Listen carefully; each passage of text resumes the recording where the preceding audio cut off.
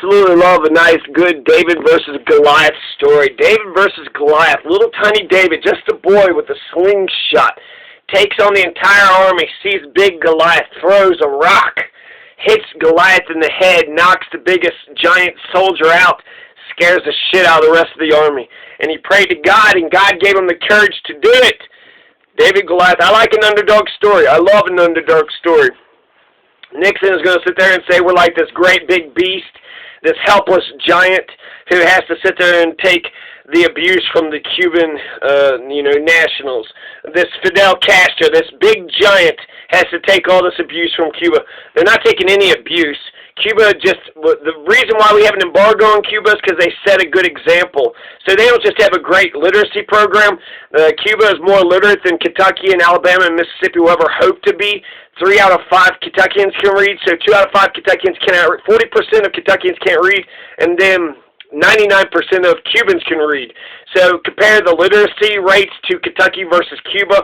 Cuba kicks Kentucky, Alabama, Mississippi's ass. Hands down, not even a question. So, yes, he definitely has a great literacy program. Not only he had one, he's dead now, right? So you're not supposed to speak ill of the dead, right? People go in and say, Kobe Bryant, oh, you can't mention that he had that rape allegation, many years ago. But Fidel Castro, you can shit on that dead all you want. He's not a Hitler. He's not engaged in a genocide. Like right now in Yemen, you have America, United States, and Saudi Arabia engaged in a genocide in Yemen. Never did Fidel Castro do that. So Fidel Castro, not only did he have a literacy program, he also has universal education and universal health care, and there's so many doctors there because they could just keep on learning, right? You graduated high school, well, why don't you go to trade school? Why don't you, learn this, learn that? At any level, the education is free, and then health care is for everybody. That's why they got doctors all over the place. So, 1957, 80% of the Cuban people were literate, and now it's 99.8% are literate. So he was able to bridge that gap between the 20% of the people who didn't do it. He did do propaganda, so he was saying, when the imperialists take 3 of your, oil refineries away, how many refineries do you have left? How many refineries does the great Fidel Castro have left? So they did use it as propaganda. And public schools in America, we have to say the Pledge of Allegiance, so there's propaganda right there. Also, you have to obey authority, shut the fuck up, and do as you're told. No democracy, no say-so, no solidarity, just blind, patriotic, obedient fervor is all that's expected. So, again, any of the criticisms of Cuba, it almost seems like you can't criticize Cuba. If you're America, you can't really criticize Cuba because any of the problems that Cuba has, America also has. I mean, you can criticize anybody, but you're a hypocrite if you're sitting there saying, hey, Cuba, you don't have a good literacy program. Meanwhile, most of Kentucky can't even fucking read, right? 2 out of 5 Kentucky can't even read. So almost a majority of Kentuckians can't even goddamn read. And that's according to a 1999 Paul Patton, task force, study task force. So 60%, 40% can't read, only a 60% literacy rate. So that means Kentucky is just as literate as before the revolution.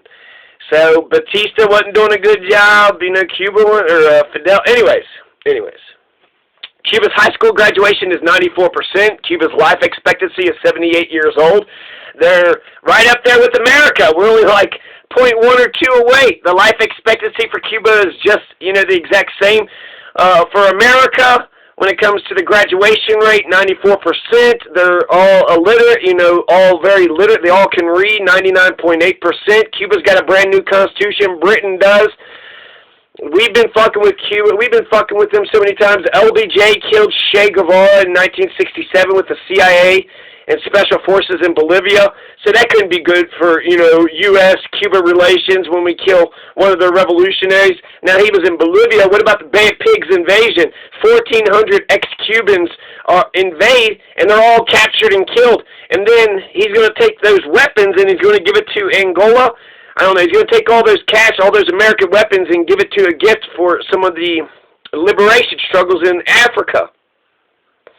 So after the Bay of Pigs, JFK seems to kind of, holds his CIA back, but because of Khrushchev, because of the USSR being crazy belligerent, and then the Cuban Missile Crisis, all those things added up to JFK backing off. He promised to Khrushchev that, it's a sovereign nation and he wouldn't allow him or any of his allies to invade Cuba. So he made a promise to the USSR.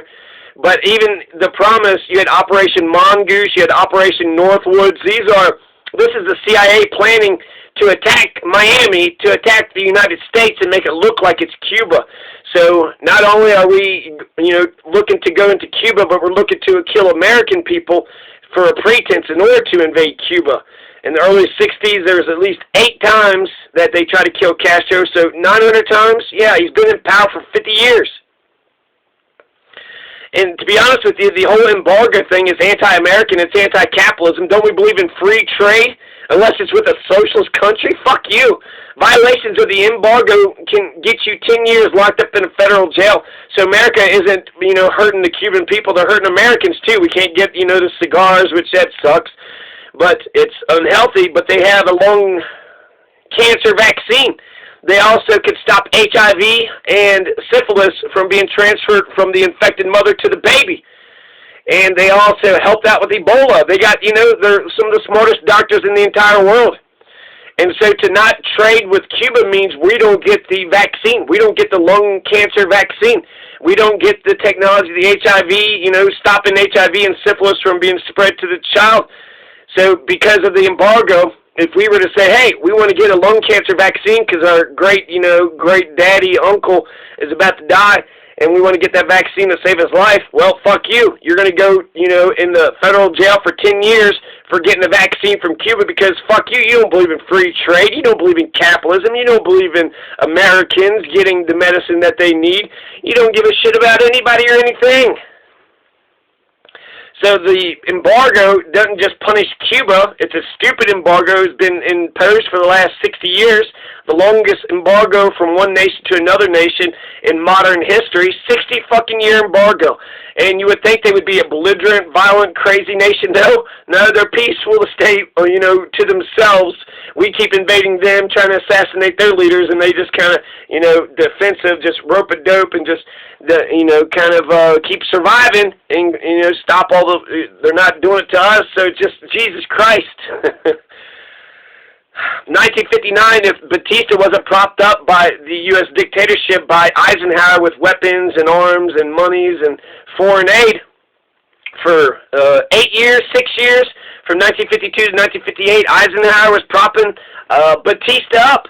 So big shocker, you got a right-wing authoritarian totalitarian system, and then all of a sudden you got, a socialist revolutionary. He comes in, takes Cuba over in a popular revolution along with Che Guevara, kicking out the U.S. mafia, kicking out all those capitalists, those casinos, and all those, big business interests who are exploiting the shit out of Cuba.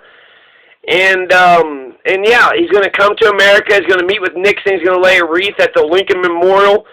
And then right afterwards, we're going to stop selling him essential shit. So he sold sugar to the USSR for oil and arms, and the U.S. oil companies wouldn't refine Soviet imports. And so therefore, Castro took over the U.S. oil company refineries. He had to. He bought all this crude oil, needed it to be refined. U.S. oil companies are boycotting, right? We're not gonna refine any Soviet oil imports, okay? Well, we need this oil, fucking refined, so get the fuck up out of here. So Fidel Castro is initiating land reform for the people, so now they get to, live off the land, and then he's getting free education, free health care. I mean, my God, this is just terrible examples for Americans. What if Americans wanted free health care? What if Americans wanted free education? And Castro is going to make Americans so entitled, free land for everybody, even poor people, even homeless people, even the undeserving, crap poor people that we dismiss in America, even though those kinds of people got land in Cuba. Now, I think he tried to do farm collectives and gulags, and he really, stuck with Marxism and stuck with just socialism. But I think you need a balance. You need a balance, and I think he realized that eventually, and Eisenhower knew it to begin with. Eisenhower is one of the most socialist fucking presidents we've ever had, and that motherfucker's, fighting against the specter of communism. Oh, we got to get the damn communist. Meanwhile, he's got a 92% marginal tax rate. All those other, not you, but the other communists that's out there. The Castro kind of communist. Eisenhower communism is fine. You can tax the shit out of the rich, build an interstate system, the internet. You can do all those. That's totally fine. But I think he was involved in the internet. It was the military that did the internet. Anyways. So, if Eisenhower didn't prop up Batista, then we wouldn't have had a Fidel Castro. We had a right-wing dictator that we had propped up for a long time. So, there's some things, U.S. has done good in some foreign policies. The Papa and Baby Doc of Haiti, I think that was good. There's a black power element there, but he was a dictator, the Tonton Macoute, just killing people. So those overthrows were good. There was the U.S. invaded Lebanon under Eisenhower called Operation Blue Bat in 1958. I think that was a splendid, fantastic, quick little war. 13,000 troops, 3-month occupation, resolved the Civil War, got a brand new president elected, and then we got the fuck up out of Dodge. We were in, we were out, we got in, fixed the situation, got the election set up, got the fuck up out of Dodge. Splendid little war. So I think that there's there's times that it's okay to help nations. With Lebanon, when Eisenhower invaded Lebanon, the president of Lebanon had asked Eisenhower to be there. And when a nation asks another country to be there, there's nothing that anybody can do. So when Cuba's going to go to Angola, Cuba's going to go to Algeria and help fight and defend them, they are welcome there by the governments, by the people that are there. And there ain't shit anybody can do. Kissinger had said that the way that Cuba, right, you got the balance of power, East and West, right? You got America, USSR, and then they got their sphere of influence. Well, Cuba was going to Africa without the USSR's permission and just kind of going here, going there, just fighting these different liberation, freedom movements in, acting like a superpower. He's a developed nation, acted like a superpower. But Kissinger had said that it had the possibility to destabilize the world order. And Kissinger had drawn up plans to bomb the Cubans in Angola, the Cuban troops. So Fidel Castro is saying, we're going to, protect Angola. We're going to protect Algeria. They have a right to exist. So he's acting like a superpower. And Kissinger is like, I don't know if we should even allow that to happen. I mean, they were there at the behest of the country by their permission, just like when Eisenhower invaded Lebanon in 1958, Operation Blue Bat, he was invited to come in. So Eisenhower was invited to come in, and Cuba was invited to come in. So he's going to fight all these freedom movements all across Africa. It's fantastic.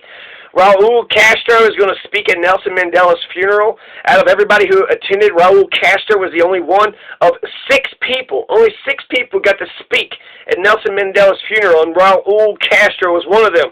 Why is that? Why was Raul Castro thought of so highly, right? We're supposed to hate. Whoopi Goldberg hates Fidel Castro. Meanwhile, Nelson Mandela loves him. Nelson Mandela's begging him to come visit. Fidel, when are you going to come visit us? And why? Because Cuba helped defeat the apartheid government. The South African apartheid government was the one that was invading Angola. Gerald Ford's encouraging the invasion. So you got CIA forces and you got the apartheid government going into Angola. Castro is fighting for a beautiful cause, to fight against apartheid, to fight against oppression, to fight for Angola independence. And Kissinger also admitted that Fidel Castro is the only genuine revolutionary man in power. This is Henry Kissinger. He said something good about Fidel Castro. Where's Whoopi Goldberg on this shit? The only genuine revolutionary man in power. Because Kissinger is like, we don't know what to do. Castro is going to send his troops to Angola, to Algeria, and if they're there by the permission of the government, you can't bomb them. You can't do anything to them. They had the permission to be there. You're the ones that didn't have the permission to be there. So November 1987 is when Fidel Castro and the Angolans are going to push South African apartheid government out of Angola once and for all. So the CIA admitted that Cuban troops were needed to maintain Angola independence. Nelson Mandela said that the Cubans defeating South Africa's apartheid government in Angola helped to destroy the myth of white superiority and inspire masses to take back their country. You're also going to have Nelson Mandela that said Cuba invading Africa, Cuba coming into Angola, Cuba coming into Algeria was the first time that any nation from any other continent came into Africa for the sole purpose of helping African people. Instead of exploiting them or taking over, it was the first time ever that a nation from outside the African continent came into Africa to help the African people. So that doesn't sound like a bad guy. Nelson Mandela is sitting there saying that Fidel Castro helped Nelson Mandela get his freedom. He helped defeat the apartheid South Africans. So therefore helped liberate Nelson Mandela, helped Nelson Mandela get elected. Of course Nelson Mandela would let Raul Castro speak at his funeral. Of course Nelson Mandela would praise Fidel Castro. Nelson Mandela would have died in prison if it wasn't Fidel Castro. If it was up to America and Ronald Reagan, we were fighting against Nelson Mandela. We thought that bin Laden was a freedom fighter, giving him all those weapons to fight against Russia, and then meanwhile we're siding with the apartheid government of South Africa, fighting against the Nelson Mandela. Nelson Mandela's and all his, you know, the African Unity Network or whatever. So and they've been, you know, again, we've been fucking with them for a long time. In March 1960, there is a random explosion in Havana Harbor, the freighter La Cubra. La Cubra is going to blow up and 75 people are going to be killed. Who killed 75 Cubans in March 1960? This is, you know, Eisenhower, JFK. You're having all those, the embargoes coming up. It's reminiscent of the sinking of the USS Maine in Havana Harbor, 1898, which got the U.S. started, the involvement of the U.S. in Cuba, ostensibly to fight against the Spanish oppressors. But apparently we go to fight for Cuba, and then we kind of stick around. Well, you know, you owe us. We fought, you know, for you, and you owe us. Now Cuba's ours. That's why we got Guantanamo Bay there. But that's, you know, again, it's the opposite. Fidel Castro is selfless. Socialism is just selfless. What's good, what's right, what's honorable, what's decent. Let's fight and defend Angola. Let's fight and defend Algeria. So he's fighting all these freedom movements. And with an embargo, with this big gorilla on his back, with 900 attempted assassinations, and the reason why we have the embargo in Cuba, because he sets a good example for America. He's got land reform. He's got universal health care, literacy program. He's nationalizing these industries, nationalizing the sugar, nationalizing land, nationalizing the oil, just nationalizing all these different industries, the government takes power, makes the money, makes the product, and then, you know, distributes it equally to the people. So this is how you take care of everybody. Capitalism forgets the community, communism forgets the individual. So America hasn't given a shit about, you know, our community since our inception, and Fidel and Cuba has only cared about the community, but they haven't been worried about their economics. And so we just need balance. We need balance. We need to be partially, you know, socialist, partially capitalist, which is exactly what Eisenhower and America has been, you know, for 70 years now. So the reason for the embargo, go look it up. It's Eisenhower, it's JFK, and it's because, you know, bad examples. Land reform to the Cuban people, they're going to say they're defending, you know, their American business interests. So who? The mafia, the casino owners, all these rich motherfuckers who's sitting there exploiting the shit out of poor Cuba. That's who we're going to rush and defend? Nah, I would say I totally am with Fidel Castro. Get rid of them, you know, casino-style, corrupt fucking capitalist sons of bitches turning Havana Harbor into a brothel, turn it into, you know, the red light district for the Caribbean. Hey, you want to get your drugs, you want to get your prostitutes, you want to get your party on, do some casinos, do some gambling, just go on down to Havana. You know, we took over Cuba and we're making it a big old party town, making it like a Las Vegas kind of, you know, sort of thing. Fidel Castro is right to get rid of that criminal element, to get rid of that mafia. Mafia is going to lose $100 million, and then in response, get universal health care to everybody. He's going to get land out to everybody. He's going to nationalize the oil refineries so everybody can get some gasoline and we can get the country moving.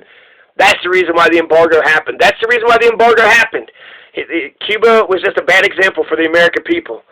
And, I mean, everybody can become a doctor. Everybody can get as much education they want. Everybody can get land. Are you insane? Are you crazy? How is it capitalism? You need inequality for capitalism to work. You have to starve people and make people hungry. Then they'll do the dumb labor. That's how capitalism works. But here, he's just giving land, giving education, giving health care, just giving it away. Just, here you go. Just giving it to anybody who wants it. So Cuba is going to help the Grenada Revolution. Reagan invaded Grenada in 1983, partially because Cuba was there, but it seemed like a bunch of crazy. I think Cuba helped build an airport in Grenada. There's 500 Cubans there. 25 Cubans were killed. 500 were captured. So they were there. I don't know how much resistance. It was U.S. kind of took Grenada over in just a couple days. So, yeah, Kissinger said Fidel Castro defended Angola. It had the power to destabilize the current world order. Cuba's acting like a superpower. Fidel Castro is exporting his revolution all over the world. Angola's Carnation Revolution. So, yeah, Fidel Castro helped Angola become an independent nation. Fidel Castro was like the French troops to the American Revolution. American Revolution, we needed the French troops. Angola needed the Cuban troops to help their revolution. 10,000 Cubans are going to die for the Angolans' Carnation Revolution. And Henry Kissinger had plans to bomb the Cuban troops in Angola, but Jimmy Carter's going to get elected in 1976. And so that scuttles Henry Kissinger's plans.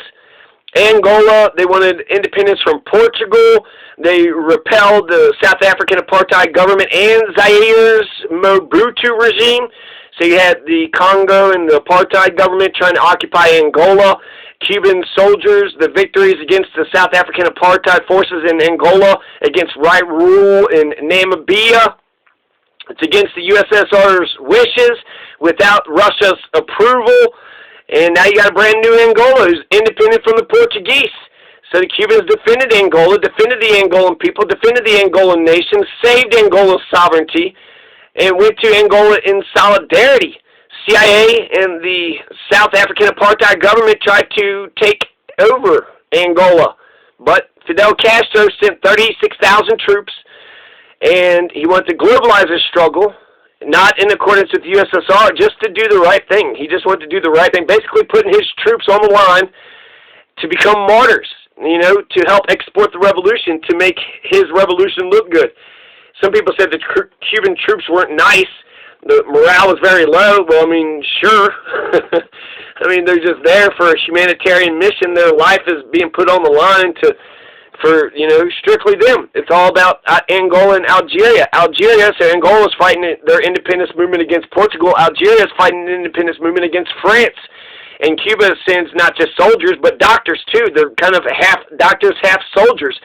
Most of the fighting is going to be done in Algeria, but some of the fighting was done in metropolitan France. So 1961, Algerian Liberation Movement, Castro sends a large cache of U.S. weapons captured by the Bay of Pigs invasion. So Bay of Pigs happens, and then Castro sends all those weapons that he captured with the Bay of Pigs to Algeria to help the Algerians fight against their French oppressors. July 1962, Algeria becomes an independent nation. So he sends troops and weapons in 1961. Next year, Algeria is an independent nation. Algeria, in return, helped Cuba by training some of the guerrillas, helping Che in Bolivia and helping Cuba too. So, you know, a little bit of a tit for tat. But Cuban secret agents, they've been wandering around the continent, North and South America. They've been training guerrilla commandos from Guatemala to Argentina. They went into Africa, fought all those liberation moments, all those liberation movements.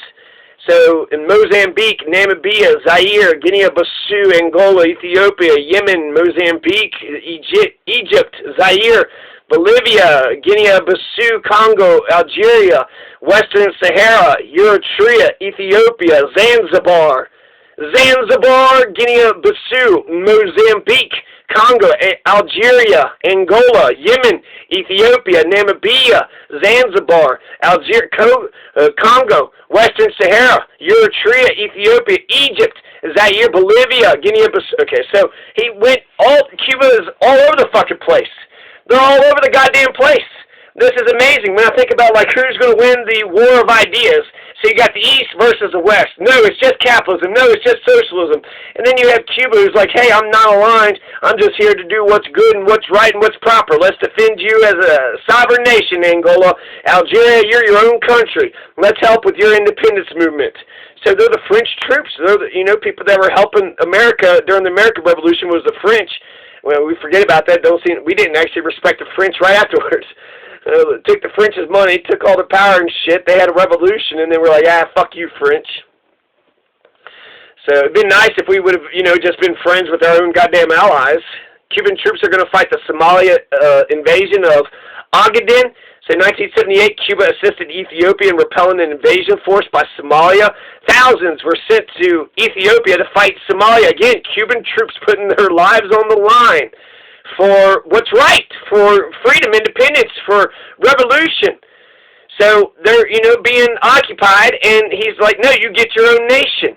Nelson Mandela, this is what he says. He goes, our friend, Cuba, begging Fidel to come to South Africa. And then he does. 1998, Fidel Castro gives a speech in South Africa. And Nelson Mandela, here's a quote. Cuba, when they went into Africa, it was the first time that a country come from another continent, not to take something away, but to help Africans achieve their freedom. So nobody thinks about the prince or the king who loses their kingdom. Fidel Castro kept his kingdom in spite of a major Uncle Sam imperialist gorilla on his back trying to kill him 900 times. So Castro steps up in 1959, rules the country for about 50 years, steps down in 2008, gives power to Raul. So as a monarch, you have 50 years of the Castro regime. Fidel never lost his kingdom. For 50 years, he survived those 900 assassination attempts. If you read Machiavelli, he says, nobody remembers a king who loses his kingdom. Oh, you used to have a kingdom and now you don't? A prince who loses their kingdom is nothing, is nobody. Fidel never lost his kingdom. So, and he also made sure that Cuba was for the Cuban people. So it was being exploited by all these capitalists, but now Cuba belongs to the Cuban people. For 50 years, Fidel Castro made sure that Cuba belonged to the Cuban people. And ever since 59, ever since he's been in power, Cuba is going to be a sovereign nation. Probably till the end of time. Probably till the end of time. Maybe they might vote to become, but I mean, this is amazing. This country's got 11 million people. Colorado has 6 million people. So Cuba is just twice as big as Colorado, but I don't hear about Colorado sending troops all over the goddamn world to fight all these liberation movements. So Cuba is this tiny island nation, and they're acting like this big superpower, but really they're just, looking at the world situation and picking the side that they think is good and right and proper.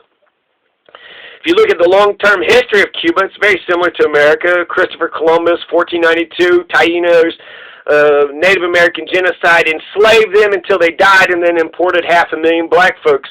So this is Cuba, right? You had Spanish imperialism, British imperialism, French imperialism, then American imperialism. Havana used to be a launch and port for large treasure fleets for Spain from Peru and Mexico. So Spain would come in, plunder Peru, plunder Mexico, and then Havana would be the launching point for these large treasure fleets. They would, all right, let's go to Havana. Let's go meet at Havana, and then we're going to send all our treasure, all of our wealth back to Spain. So those Spaniards could sit on their fat asses and, take all of our sweat and blood, sweat, toil, and tears. 25% of the Cubans are obese. So 4 million fat Cubans, that's not too bad, right? The GDP is $255 billion, 22,000 per capita. Primary care for infants are available for, all infants, so they have universal child care, like Bernie Sanders is talking about.